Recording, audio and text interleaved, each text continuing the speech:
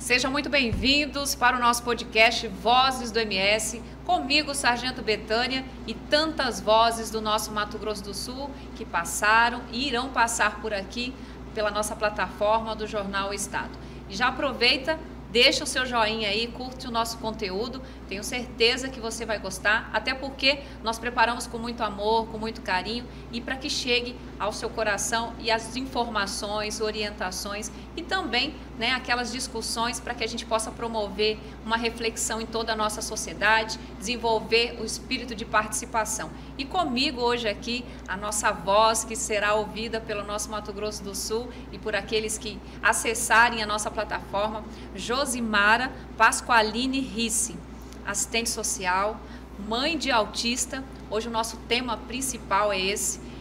Estamos com vários episódios falando sobre essa condição do transtorno espectro autista e hoje nada mais eficiente de dar voz para quem todos os dias lida com isso, vem enfrentando toda essa dificuldade. Ela vai contar um pouquinho para a gente, compartilhar com vocês que nos acompanham como foi a descoberta do diagnóstico do filho dela, contar como está sendo essa caminhada e os principais desafios, porque são muitos desafios. Seja muito bem-vinda, Josimara, muito obrigada pela sua participação aqui com a gente.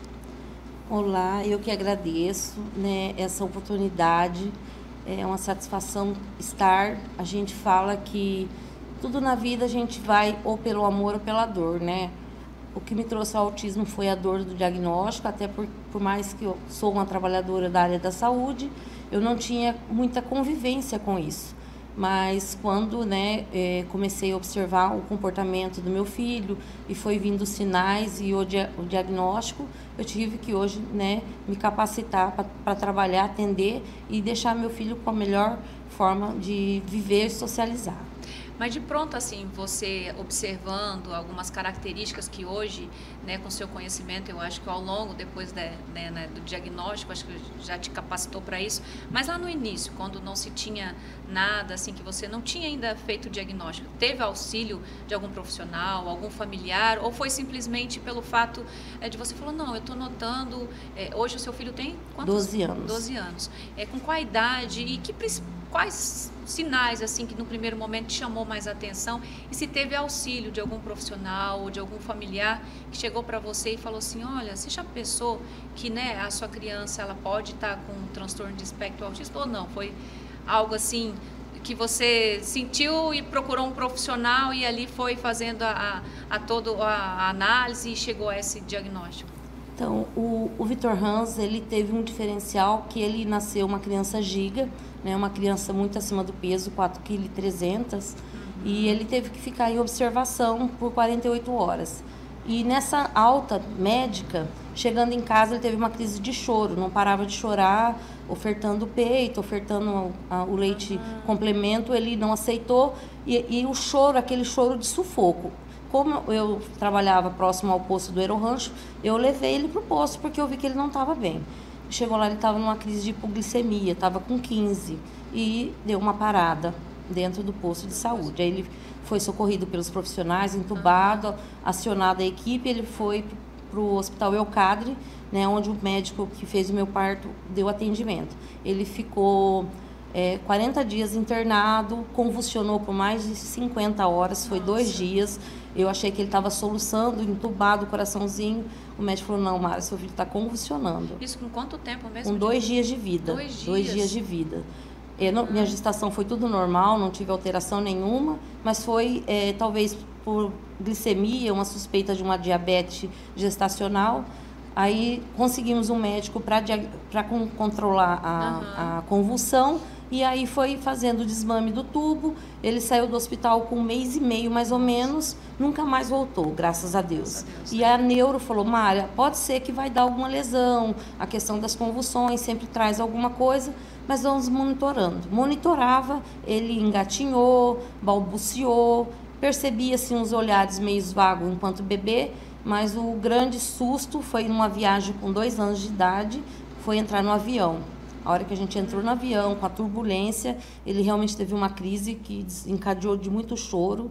Eu tive que ficar trancada com ele dentro do banheiro, a aeromoça do lado, que a gente não sabia o que fazer, eu não tinha noção, né? Mas até então, até esse período de 2 anos, por exemplo, questão de fala, alguma coisa acelerada?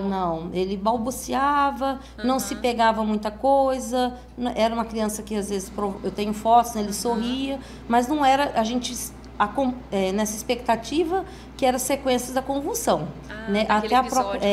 Até a própria neuro falou assim, não, talvez ele vai demorar mais um pouco, ele andou com 1 ano e 1 mês, né? Ela falou assim, talvez vai demorar um pouquinho para ele falar, mas a gente vai acompanhando. Aí, na volta dessa viagem, chegando lá em Porto de Galinhas, a gente teve que procurar atendimento, e aí foi que falou, voltando para Campo Grande, vamos investigar. E aí eu fui numa confraternização na casa de uma psiquiatra, né, que trabalhava com a gente. Ela falou assim, Mara, vamos investigar autismo. O Vitor tem todos os sinais, isso 2 anos e meio mais ou menos. Foi quando eu procurei, né, a rede Serapai, convênio médico, e ele foi para a AMA, então foi quando o diagnóstico veio. Na época só podia ser com 3 anos, que era a primeira infância mesmo. E aí foi confirmado o diagnóstico de autismo com 3 anos. E você só tem ele ou tem mais filhos? Eu tenho um de 29 anos. Nossa, ele já rapinha do Dacha. Eu fui mãe solo, né? E depois de 17 anos eu fui ter o Vitor. Então, assim, é uma diferença muito grande. Eu já trabalhei em CEINF, então, assim, mas a gente sempre ficou naquela expectativa. E eu, como profissional da saúde, os autistas que eu tinha contato era extremamente grave. Então, assim, eu não tinha contato. E até naquele tempo, assim, né, digamos que é recente, né, as leis e garantias que foram surgindo é tão recente. Mas até hoje, a gente, infelizmente, por desconhecimento, enfrenta muitas vezes algum preconceito, as pessoas confundem, né?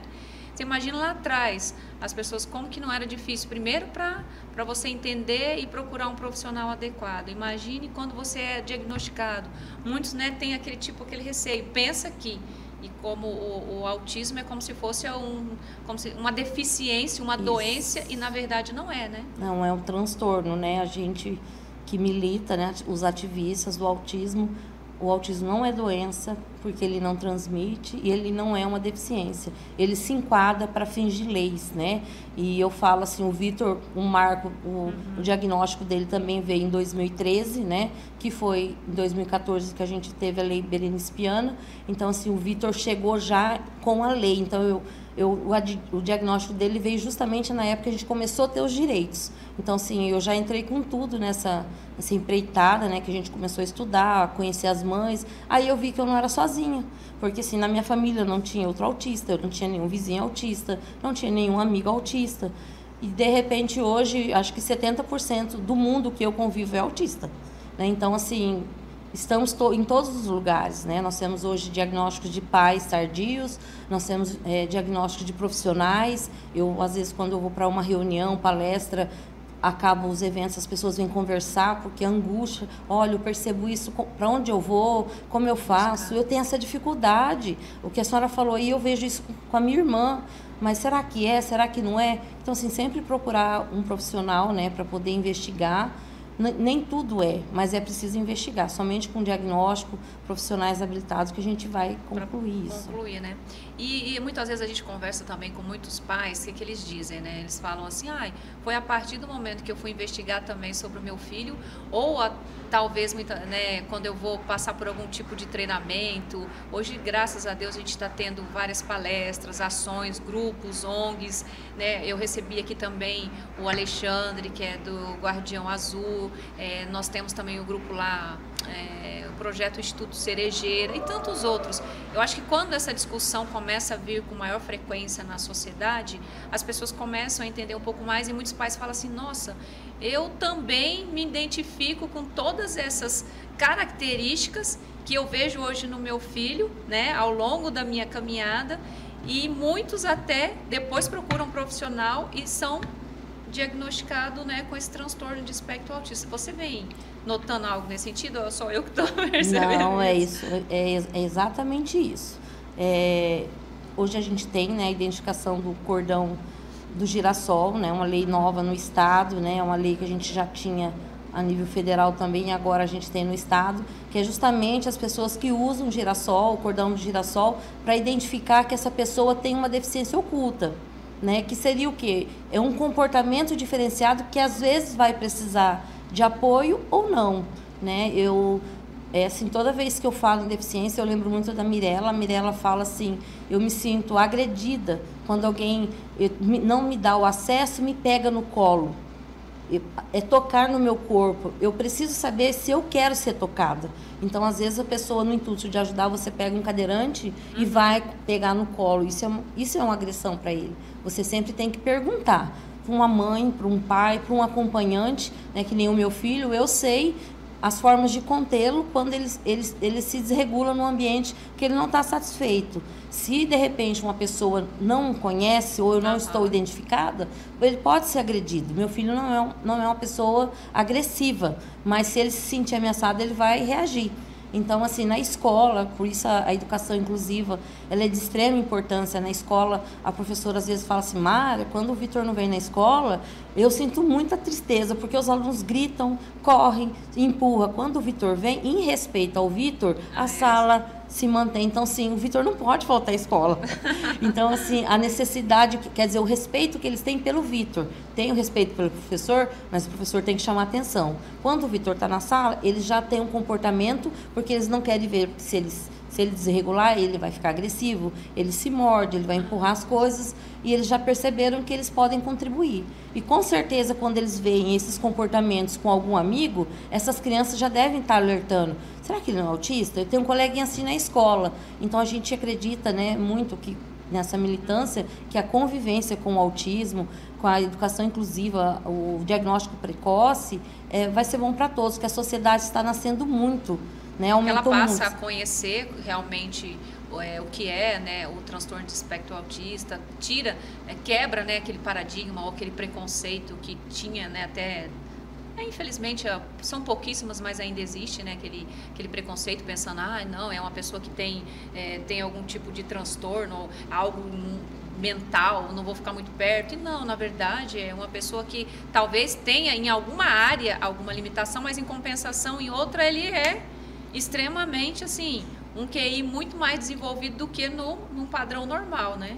É por isso que, assim, dentro da questão médica, os profissionais indicados é o neurologista e o psiquiatra, porque são os dois profissionais que trabalham com a questão neurológica, mas qualquer médico pode dar o diagnóstico. Já desde 2017, nós temos uma lei nacional que fala que qualquer médico clínico, ele fazendo os testes, nós temos vários testes, ele avaliando, a gente fala né, pelos médicos, atenção primária, uma boa capacitação, eles têm condições de avaliar e diagnosticar. A gente manda para o especialista os casos mais complexos, né? Como é uma questão de comportamento, então vai justamente às vezes do QI alto ou baixo QI, que aí entra a deficiência intelectual, é necessário testes para avaliar isso. Mas quanto ao autismo, são sinais muito clássicos, são sinais presentes, então os médicos são preparados, a gente já hoje fala que não precisa de ser especialista, né? Então a gente precisa romper essa barreira e evoluir, né? E você acha que esse diagnóstico, ele está sendo apresentado, ele está sendo feito da maneira como toda a comunidade, né, tanto de familiares, ou até mesmo da sociedade, espera que esse diagnóstico vá lá, procura uma unidade de saúde. Esse diagnóstico, ele está sendo feito num quantitativo preciso, ou você acha que ainda a gente precisa avançar? Precisamos avançar. E a gente entende hoje, talvez os estímulos salarial, condições, né, de trabalho, a gente tem muita dificuldade de ter vínculo, né? O profissional muda muito, às vezes não fica mais do que 6 meses numa unidade e é difícil você avaliar com pouco. Mas a gente, quando vem para uma unidade básica, por exemplo, já vem com um relatório na escola, o professor passa 4 horas com aquela criança, com um coordenador, as secretarias de educação têm uma equipe especializada que vem na escola avaliar. Então, assim, a escola já oferta um relatório, até mesmo o e-mail hoje, as crianças, né?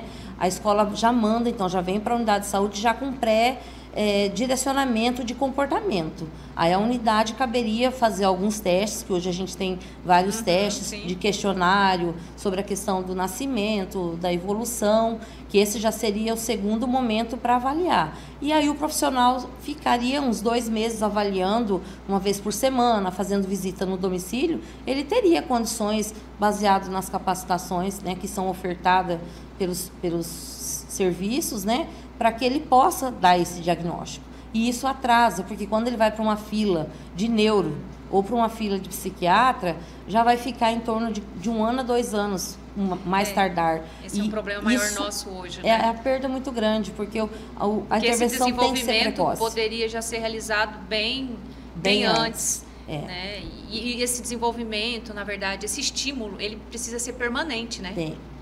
E a gente observa, assim, muito pais que eles, por ter necessidade de trabalhar, deixar o filho com um cuidador, em instituição, escola, CEINF ou e-mail, ou uma escolinha, seja qual for, eles não têm muita propriedade do próprio filho. Às vezes a gente percebe isso, porque quando a gente fica com a criança, às vezes 4 horas na instituição, tem professores que falam assim, olha, mas aí a mãe fala assim, não, mas em casa ele não apresenta isso. Como em casa? Em casa chega, dá um celular, um tablet, alguma coisa, e você não avalia a criança. Na Ou escola, até mesmo você chega, muitas vezes a mãe, né, principalmente naquela correria, vai cuidar dos afazeres, acaba que não tendo aquele tempinho também com seu filho, né?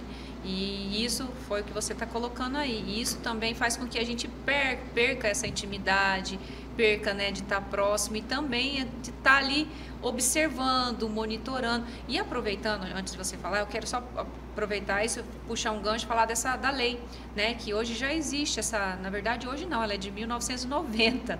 Depois aqui é recente, é aquela que dá prioridade, né? Na fila. Filas, né? Sim. Mas essa aqui é de 1990, que é 8.112, lá no artigo 98, parágrafo 3º. Ela possibilita a redução de carga horária da jornada de trabalho para pais de autistas, servidores públicos federais. E aí, aqui entre parênteses também vale caso tenha cônjuge ou dependente com deficiência. Lembrando que o transtorno de espectro autista não é uma deficiência e não é uma doença. Contudo, essa lei, ela também alcança aqueles, né, que porventura venham a ter uma deficiência. E eu vejo que essa lei é muito importante, até porque a gente, né, enquanto mãe, enquanto pai, depois que a gente tem filho, a vida se transforma. E isso cuidando no dia a dia. Imagina você tendo dentro de casa uma criança que precisa ter mesmo um cuidado maior, porque você precisa disponibilizar esses estímulos e isso, fazer um acompanhamento com diversos profissionais, porque a equipe que precisa acompanhar ela, eu acho que tem que ser multidisciplinar. Exatamente. Tem que ter um olhar sistêmico e aquilo é permanente, então isso requer tempo, precisa você acompanhar, você levar. Então muitas vezes você chega no trabalho e fala, eu preciso sair mais cedo porque eu tenho que levar meu filho, e muitas vezes o empregador ele não entende isso. Então essa lei, ela precisa ser cumprida até mesmo para que dê condições, né? Isso eu falo até que é a dignidade da pessoa humana, é para você poder prover para a criança, para o adolescente, ou mesmo o adulto, né, que precisa ter esse acompanhamento, e para a família também, para ela exercer esse dever que é de cuidar, de amparar, né? As terapias são fundamentais, né, e conciliar agenda e práticas de rotina de vida diária, que é isso que todos os pais, cuidadores, familiares precisam fazer. O autista, ele precisa de rotina. Literalmente, ele precisa ter rotina. Quando você conversa com uma família que não tem rotina, você pode saber que não vai ter terapeuta que vai dar jeito. Então, deixa eu só te cortar rapidinho. Então, nós poderíamos dizer assim, você que lida mais com isso, que quando você recebe uma criança lá, que você olhando, porque com a sua experiência, você olha. É claro que você vai ter que esperar um diagnóstico, algo mais detalhado, mas você olhando de maneira assim, superficial, sem falar nada para ninguém, você no seu íntimo, você já nota, essa criança, ela tem, né, um grau aqui, né, de transtorno de espectro autista. Mas você olhando ali aquela criança, você fala assim, bom, eu acho que pelo modo que ela está se comportando, em casa não deve estar tendo a questão da rotina? Sim, eu passei isso comigo, né?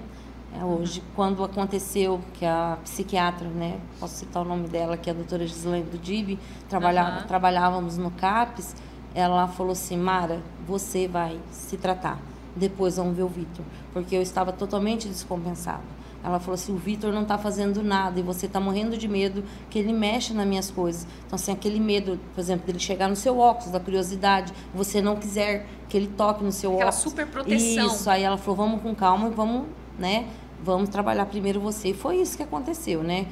Eu comecei terapia, comecei a entender, eu casei, planejei ter esse filho e depois quando a gente recebe realmente um diagnóstico que não era o que eu esperava, né, de ter um filho com uma vida normal, né, pelos parâmetros que a gente tem na sociedade, meu filho é atípico, então assim, foi um choque. E hoje tá tudo bem, então assim, a gente, por exemplo, eu sei que meu filho tem uma rotina de dormir até no máximo 9 horas, então assim, eu não invento moda de levar ele numa festa que eu vou ficar até 3 horas da manhã. Porque depois ele vai perder o sono, ele vai ficar agitado e vai desregular. Tem então, irritabilidade, assim, né? Exatamente. Então, se eu quero participar, que ele participe de algum evento, eu programo um aniversário à tarde, um almoço à tarde. Se à noite a gente vê o cuidador na família, eu tenho minha sogra, meu marido de suporte, meu filho mais velho, parentes, amigos, mães de autistas, a gente tem uma família, né, muito boa hoje. E quando a gente compartilha e convive, você acha que é possível caminhar melhor com o autismo? Nossa, a gente, hoje assim, eu falo que eu me sinto forte, porque antes eu achava que eu era a única pessoa do mundo que tinha, né, quando você essa começa dificuldade. a deparar com diversos casos, né? E hoje a gente senta para conversar, uma mãe apoia a outra, a gente consegue uma ajudar a outra dentro de coisas mínimas, coisas, a gente fala que nem receita de bolo. Hoje, meu filho, eu tô com dificuldade do desfraude, eu troquei a sunga tradicional pela box e comecei a observar que ele mudou o andar, então conseguiu segurar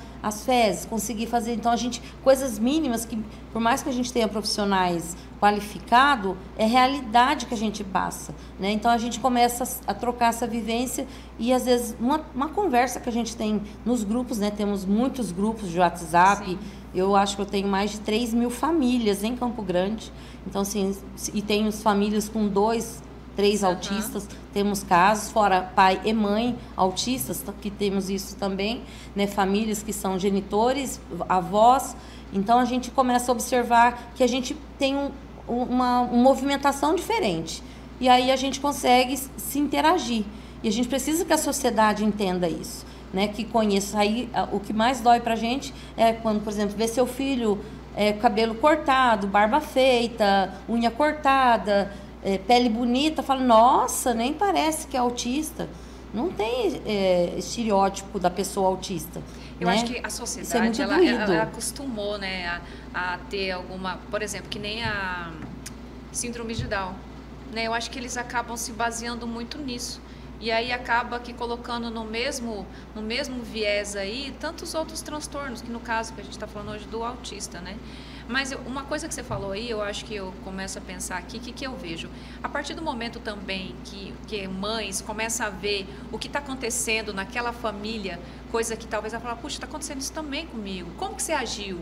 Como que você resolveu isso? Que profissional você buscou? Qual o caminho que você encontrou? Eu acho que também dá esse suporte, né? Acaba que auxiliando, mesmo de maneira não assim tão direta, mas promovendo uma orientação para aquelas que estão começando agora, porque, né, o seu filho já está com 12 anos, mas nós temos inúmeras mulheres que os filhos estão agora com 1 aninho, 2 anos, 3, 4, ou outras também que ninguém está livre disso, né, Josimar, que pode vir a ter um filho com transtorno de espectro autismo, não é verdade? Isso que a gente Sim, a gente observa muito isso na escola, né, porque, por exemplo, meu filho que está numa escola pública tem 65 crianças que são de educação especial, quase 60% autista. E quando eles estão juntos, né, na hora da entrada, eu observo esses autistas que são diferentes do Vitor. Né? O Vitor, por exemplo, ele tem que chegar na hora do ponto. Ele é muito pontual. Então, assim, 1 hora bater o sino, se ele escutar o sino, ele já fica em posição de sentido. E tem que estar com o uniforme, sabe? Então, assim, até aconteceu que eu fui pedir para a escola mais um uniforme. Ele cresceu muito nesse estirão e você põe o uniforme, ele parece... você que usa farda, ele dá um respeito, assim, gente, é único, sabe? tem criança que tem que implorar, ele não, ele põe o uniforme, ele acha que ele sim, ele fala a escola, né? A gente tenta falar o escola, mas a escola, a pronúncia, e professora. Então ele pega na mão do professor, tem que ir para fila, se organizaram para ele cantar o hino, fica na frente, ele é maior, mas são dos menores, fica do lado. Então a escola se adaptou de um jeito que ele fique confortável e participa da rotina. Nossa, né? Então, é importante o papel muito, da escola, né? Muito, do corpo docente. Até porque muitas vezes é a escola, na grande maioria, né, em casos, que acaba que identificando esses traços, não são, não é mesmo? Até a família não consegue entender, meu filho é hiperativo. Né, usa-se muito essa expressão. Aí a escola, com muitas pessoas que eu conheço, eles falam assim, eu consegui identificar porque a escola me chamou para conversar e ali a gente, em conjunto, foi fazendo, né, o encaminhamento. Hoje eu observo muito a dificuldade do TDAH, né, do TED, do TOD, são os outros transtornos, né, de humor, de síndromes, né, que tem de deficiência intelectual ou hiperativo, que não tem o direito que o autista tem. Sim. E aí, como a gente conversa muito com os profissionais, a gente vê a dificuldade que às vezes querem ter o diagnóstico do autismo para ter o direito, que essas outras, que esses outros transtornos têm a mesma necessidade, mas não dão o direito.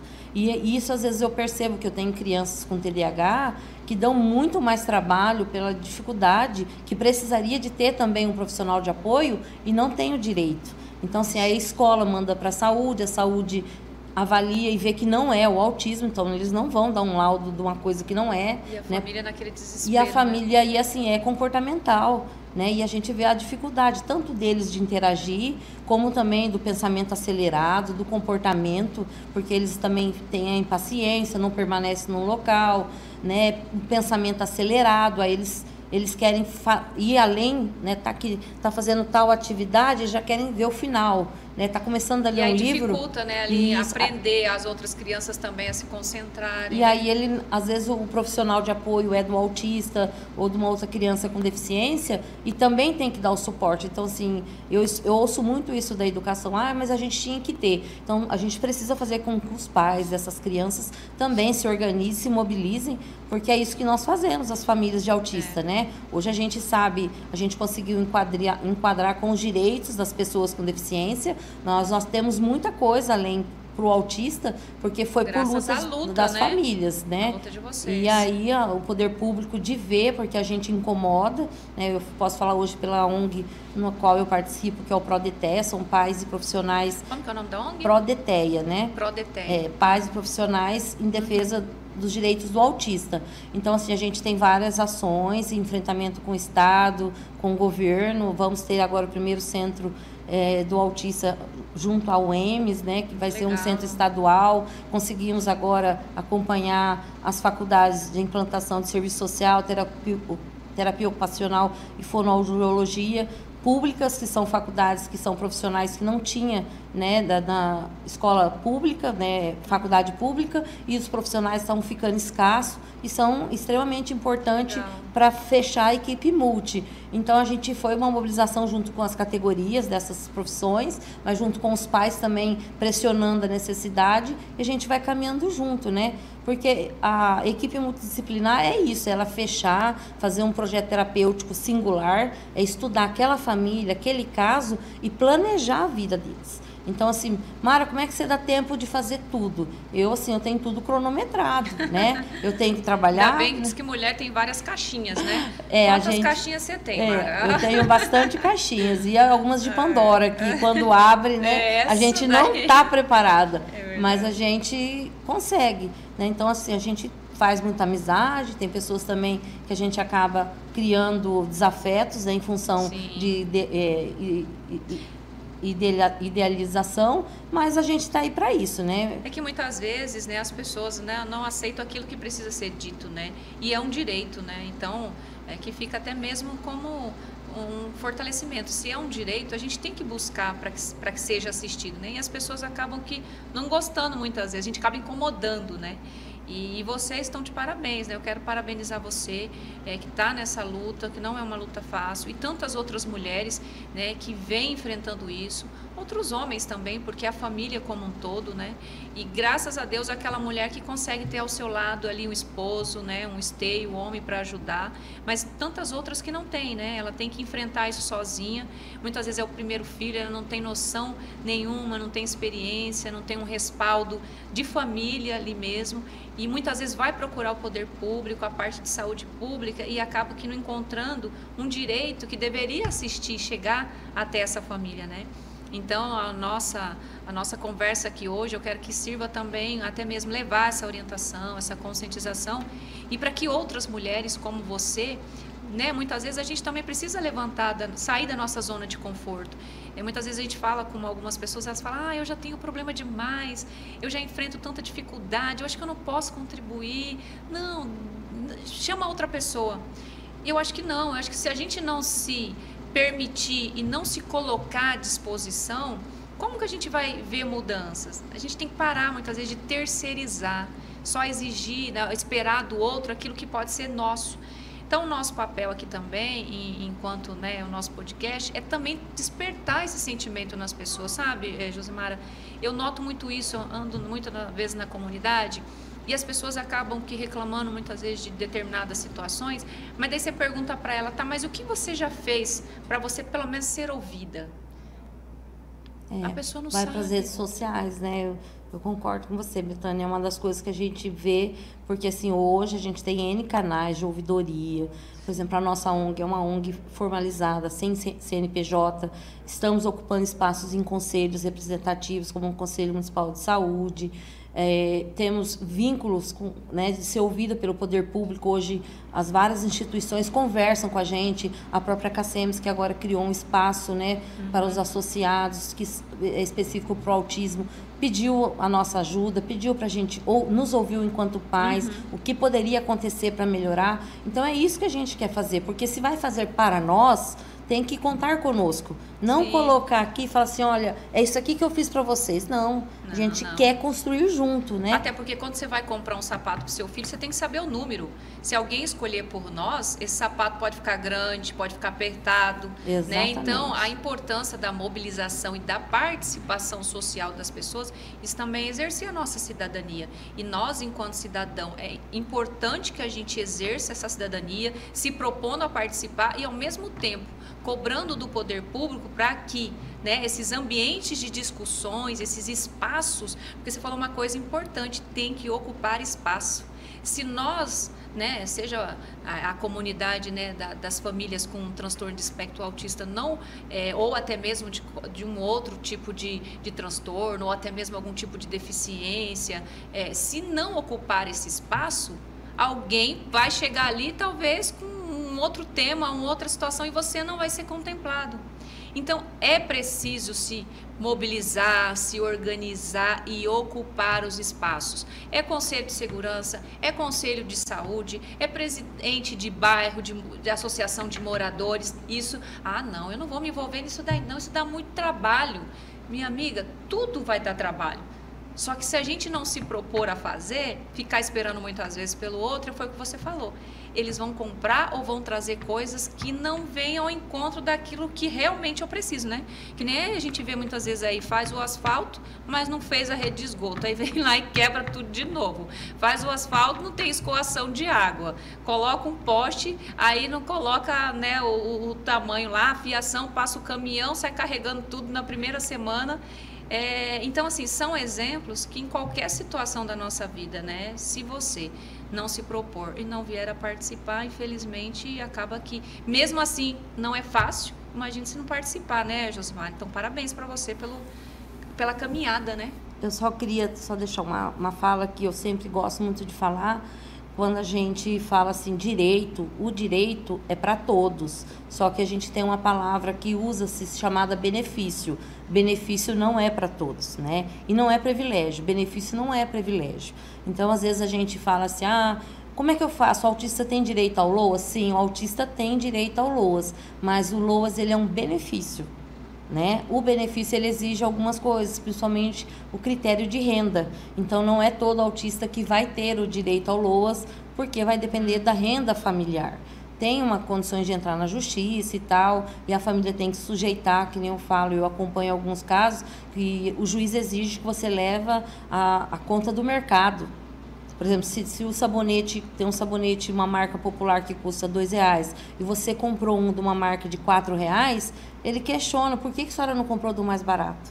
Então, assim, você tem que estar sujeito a passar por algumas coisas, quando você vai para benefícios, que depois você tem que saber entender. Então, assim, direito ao desconto do IPI, a comprar o automóvel, direito a um apoio profissional, direito à saúde, direito à educação. A lei da prioridade. Da prioridade. Essa aí é prioridade zero, é antes do idoso, antes do deficiente físico, ou outro transtorno. O autista tem, porque ele desencadeia, se ele entrar numa crise, ele pode entrar às vezes com um problema de uma febre, né, que não está tão alta, 38, mas se demorar muito, ele pode convulsionar, ele pode entrar numa crise de comportamento que vai ter que parar toda a unidade, aí emergência, sala verde, amarela, todo mundo para poder vir atender. Então, são coisas que a gente já alertou, né, e a saúde já acatou e hoje já é lei. Então, assim, a gente trabalha nisso, porque o ambiente apertado, a demora, a gente está trabalhando no estudo de ter salas azuis para atendimento diferenciado, justamente por causa disso. Eu convivo, né, faço plantão em UPA, quando para mim é identificado, eu prontamente converso com a equipe, os profissionais mais acessíveis, tento levar para uma sala que seja de curativo ou de medicação mais reservada e já acessar o atendimento do autista e deixar sempre claro que quem tem direito é o autista. Não é a mãe do autista, não é o pai do autista, porque a gente tem essas situações que é desagradável, a gente sabe, mas quem está doente é o autista? Não, é o irmão.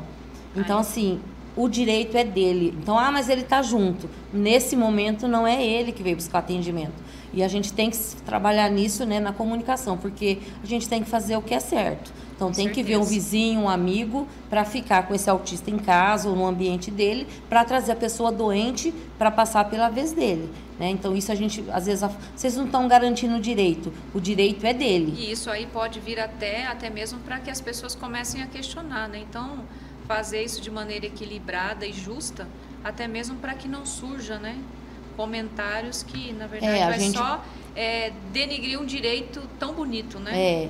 A mesma coisa do estacionamento do cadeirante, da pessoa idosa, mesmo que o motorista não seja o portador do direito, é ele que tem que estar. Eu não posso pegar, como meu filho tem direito à vaga especial, porque eu vou na farmácia comprar um remédio para ele, eu vou no centro da cidade, sem ele, e querer usar a vaga. Eu posso ser penalizado por isso. E uma coisa que eu achei interessante também, o dia que eu estava falando com o Alexandre, é que vocês têm alguns símbolos de identificação.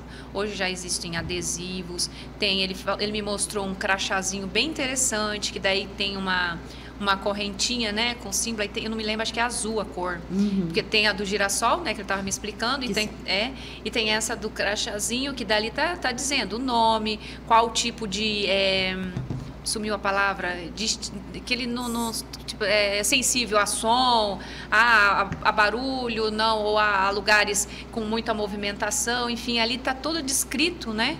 E também o nome, telefone e a lei também que ampara, né? Hoje a gente tem a lei do Marcos do Romeu Mion, que é a lei nacional, para fazer a carteira de identidade, que vem com o símbolo do autismo.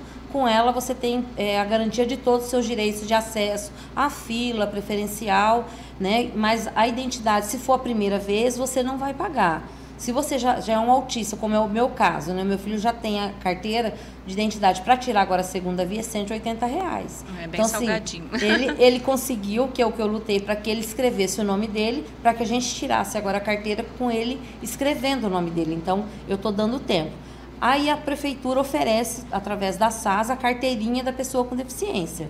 E o autista tem o direito a essa carteirinha, que dá os mesmos direitos dentro de Campo Grande. Então, assim, se o pai não tem condições de comprar o cordão, comprar porque tem, né, é uma entidade que faz esse material, certo. Procura assistência social, qualquer CRAS, você faz o cadastro, é só levar uma foto 3x4, você vai ter a carteirinha, aí você vai ter direito à fila, a desconto do ingresso no cinema, preferencial Legal. na fila do mercado, então, banco, em qualquer CRAS. Então, qualquer os CRAS. pais, né, que tenham uma criança com transtorno de espectro autista, ou outra deficiência também. Outra deficiência, Isso. ele pode estar procurando o CRAS mais próximo lá da sua casa Exatamente. e fazendo essa solicitação, levando, né, a documentação lá necessária, certo? Ele vai ter a carteirinha, aí quando for fazer a identidade ele vai levar o laudo, que o laudo é padrão, vai conseguir sair na identidade o símbolo do autista. Então, assim, a gente tem agora 2020, né, que foi a lei do Romeu Mion, e a gente tem no município desde 2017 a carteirinha do PCD. Nossa, e autismo. Interessante isso.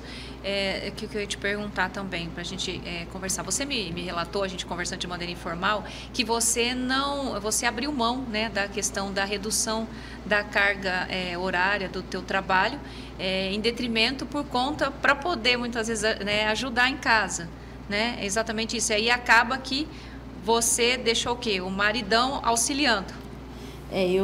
Meu marido é um apoio, né? Meu marido teve um problema clínico, uma cirurgia que deu sequela na coluna, que deixou ele com baixa mobilidade. Então, assim, não está hoje, né, com direito também da aposentadoria, a gente está na justiça. Mas aí foi ele que assumiu essa parte, porque eu trabalhava 8 horas e ficar terapia, escola, não dava conta, né? Aí a gente faz plantão, a saúde oferta, então no plantão a gente é um segundo emprego. Se eu reduzir minha carga horária, né, pelo NPCG, eu perco o direito de fazer plantão. Mas a gente, como você falou, somos mulheres, somos lutadoras. Campo Grande é uma das capitais que nós conseguimos, em 2017, implantar às 6 horas, né? Então, eu lutei junto com a minha categoria para ter. Então, eu tenho uma redução de carga horária a nível de categoria. Então, eu faço 6 horas e foi uma luta muito linda. Campo Grande, hoje a gente tem, ninguém tira isso do assistente social. Então, eu consigo, dentro das 6 horas, as outras horas, complementar com as atividades. Isso é importante, sabe por que eu faço questão até de frisar isso daí? Porque muitas vezes, né, tem pessoas que falam, isso é frescura.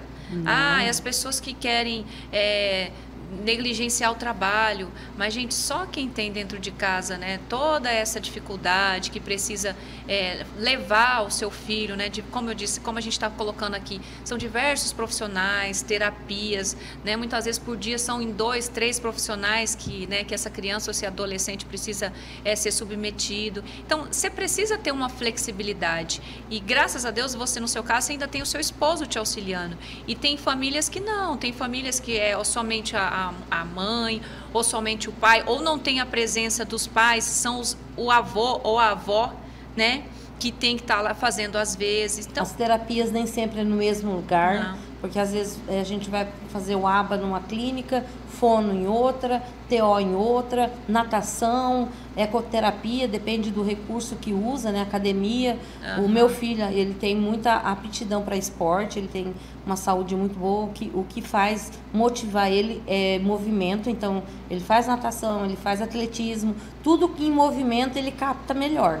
Então o raciocínio dele tem que estar em movimento. É assim que a gente já descobriu, né, as potências, foi alfabetizando, muita coisa a gente tem que trazer no esporte, foi onde a gente canalizou a melhor frequência para poder ele compreender as coisas. Foi o que você identificou que traz um resultado, estímulo maior para ele, né? Então, assim, essa coisa de ficar sentadinho, até a gente no começo foi muito difícil na escola, mas hoje a gente já consegue fazer com que ele fique, das 4 horas que ele fica na escola, 3 horas permanece sentado. Então, se ele tem a carteira dele é mais distante, porque quando ele precisa levantar, estereotipar, a sala entende, ele vai, se regula, ele volta. Então, assim, foi tudo treino para conseguir manter, né, o mais tranquilo possível o relacionamento dele.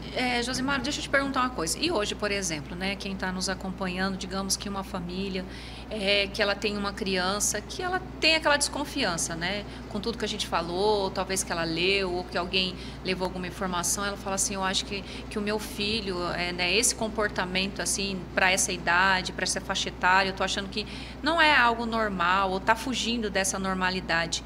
Qual o profissional que é o ideal, indicado? Aonde ela buscar? Mas mas vamos falar no sistema de saúde público, porque a grande maioria do nosso povo não tem um plano de saúde, né? Quem dera se todos tivessem essa oportunidade, mas a grande maioria não tem. E como que ele faz a escolha e como que ele consegue? Onde ele vai? Ele vai numa unidade de saúde do bairro? Como que é feito esse encaminhamento? O primeiro passo no Sistema Único de Saúde é a unidade básica, é a porta de entrada. Lá você vai ser atendido por um assistente social, por um enfermeiro, por um médico clínico, por um dentista, né, que são as categorias de nível superior, que vai observar, fazer essa escuta. Algumas unidades têm apoio de uma equipe chamada EMUT, que aí é psicólogo, fonoaudiólogo, terapeuta ocupacional, profissional de educação física, farmacêutico. Essa equipe EMUT, na hora que os profissionais da atenção básica observam, compartilha com a equipe de EMUT e aí discute o caso. Vamos encaminhar para o Serapai, vamos encaminhar para Juliano Varela, vamos encaminhar para o sistema de regulação, que aí vai ver para onde vai fazer o diagnóstico. Tem. Tá? Então tem ainda esse sistema de regulação. Tem, porque assim, hoje, assim, a gente, é o que eu falei para você, a dificuldade dos profissionais em fechar o diagnóstico, porque quem dá o diagnóstico é o médico, né? Mas às vezes são coisas que, às vezes a criança, né, tá bem claro, se o médico estiver com segurança, ele pode dar o diagnóstico, não precisaria ser encaminhado para nenhuma outra instituição.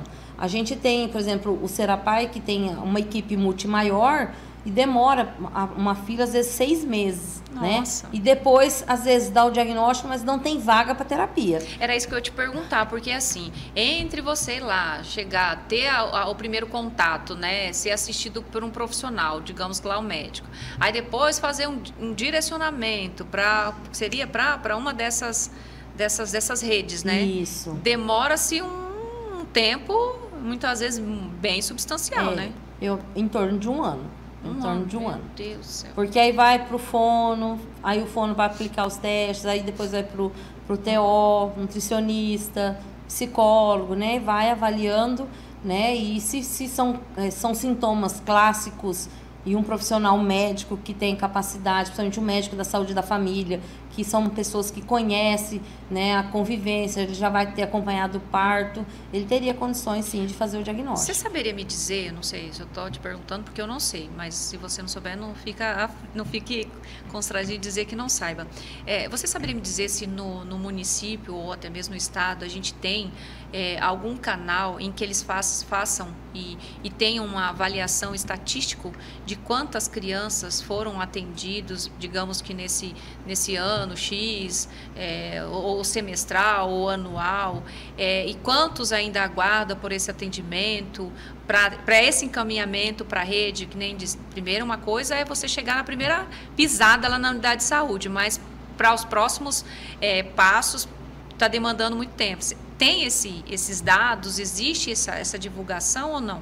Não, a gente tem um instrumento, que seria, né, o cadastro municipal das pessoas com deficiência. Existe já há um bom tempo esse cadastro, todas as secretarias de Campo Grande têm acesso.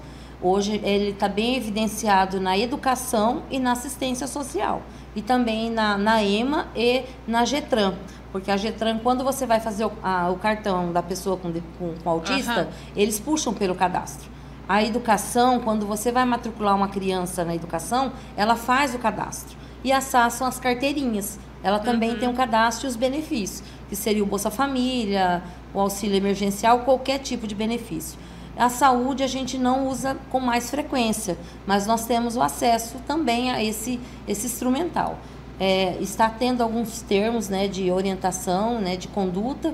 Eu acredito que no máximo daqui uns 6 meses a gente vai começar a ter essa resposta, porque tem instrumento para isso, né? Mas hoje, assim, se já estão conseguindo certificar, eu desconheço essa informação, mas os instrumentos para que a gente tem. Tá, então a gente precisa também buscar, né? Sim.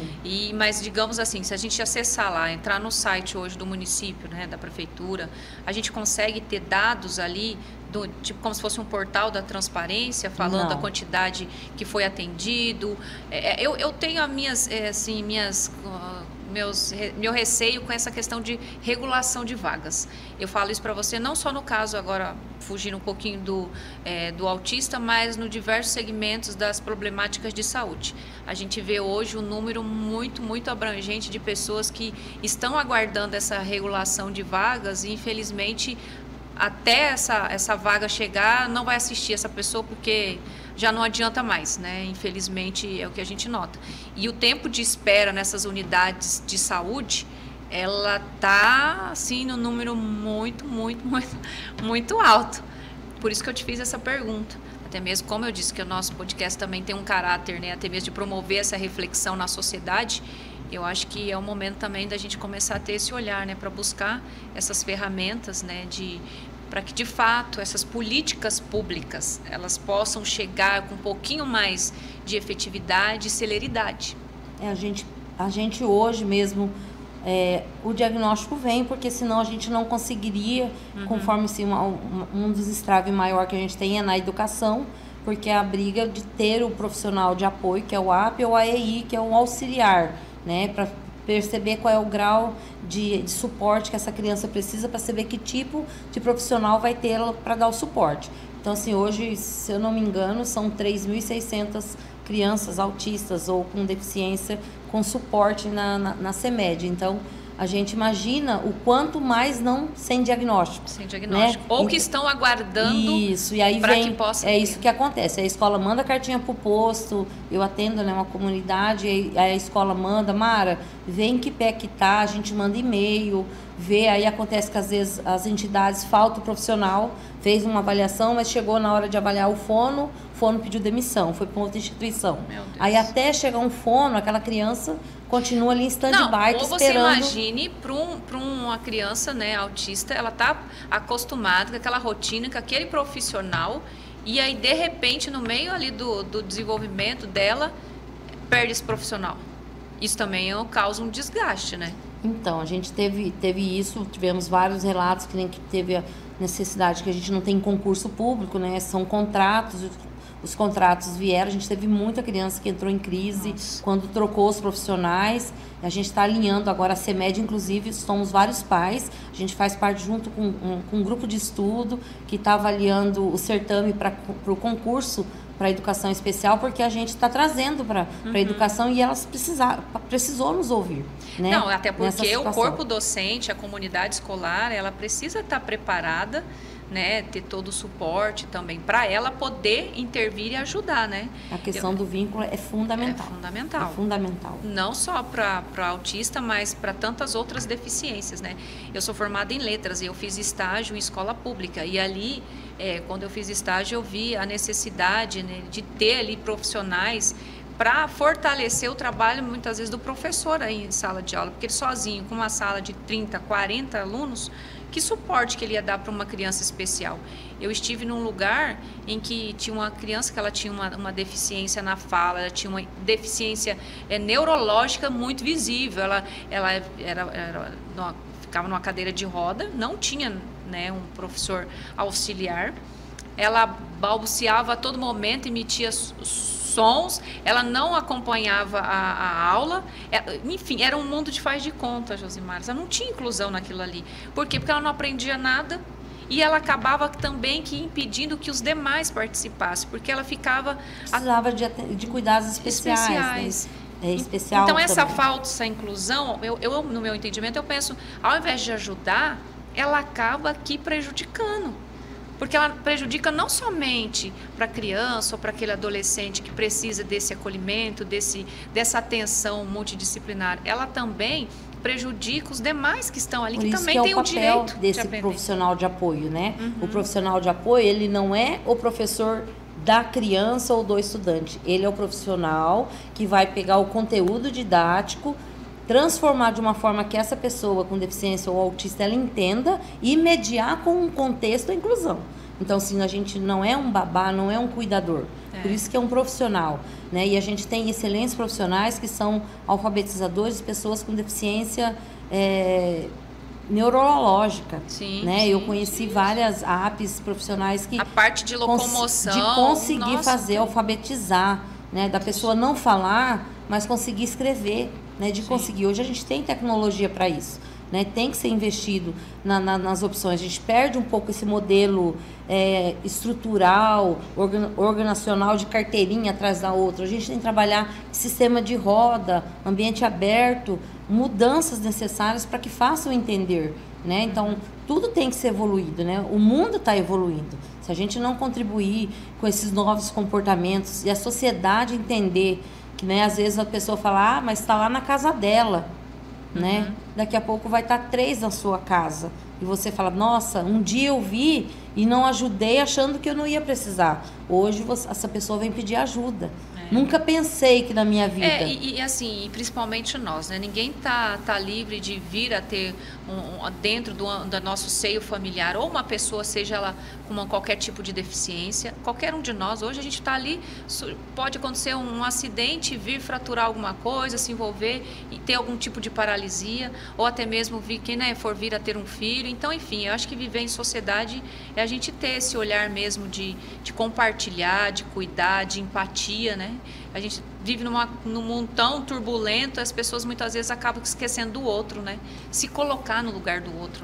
Né? A gente fala assim, é muito difícil quando usa a palavra simpatia, colocar no lugar do outro. Eu posso entender muito bem o que você me fala, mas, por exemplo, se você foi uma pessoa que foi vítima de um abuso sexual, eu não consigo me pôr no seu lugar, porque eu nunca fui violentada dessa forma. Se sentir, né? Então, assim, fica difícil. Mas eu tenho que entender toda a circunstância e saber te proporcionar um conforto, um acolhimento, né? Uma forma que você se sinta bem e que você se sinta segura em falar sobre isso e superar isso, né?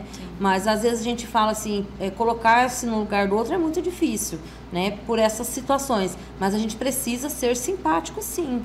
Tá, não é meu, não tem nada a ver com isso, não tô nem aí. Essa questão do trabalho, né? Todo mundo quer alguém produzindo, mas às vezes quando a gente vê um trabalhador exaustivo, cansado, prostrado, que não está produzindo a contento, é que ele também não está bem, né? E, por exemplo, na saúde a gente precisa estar bem, porque ninguém vem no posto sorrindo, dá bom dia pra gente, porque acordei bem hoje, eu vim aqui te dar bom dia.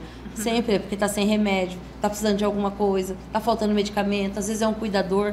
Então a gente tem que estar sempre muito disposta, né? E a gente tem que estar sempre com esse olhar um pouco mais à frente. A gente trabalha com doença, com transtorno, com deficiência, sim, né? E tem que ser forte e firme, né? Para tocar o barco. Bom, Josimara, nós já chegamos né? Ao fim do nosso podcast. Eu quero agradecer mais uma vez a sua participação, agradecer a você que até nesse momento nos acompanhou. Não esquece de deixar aí, curte o nosso conteúdo, até mesmo para que o nosso material possa, né, ser disponibilizado por outros que vão acessar as nossas ações. Agradecer também por todo o trabalho que você faz, porque de alguma forma o trabalho que você faz leva esse bem-estar para tantas outras famílias, né?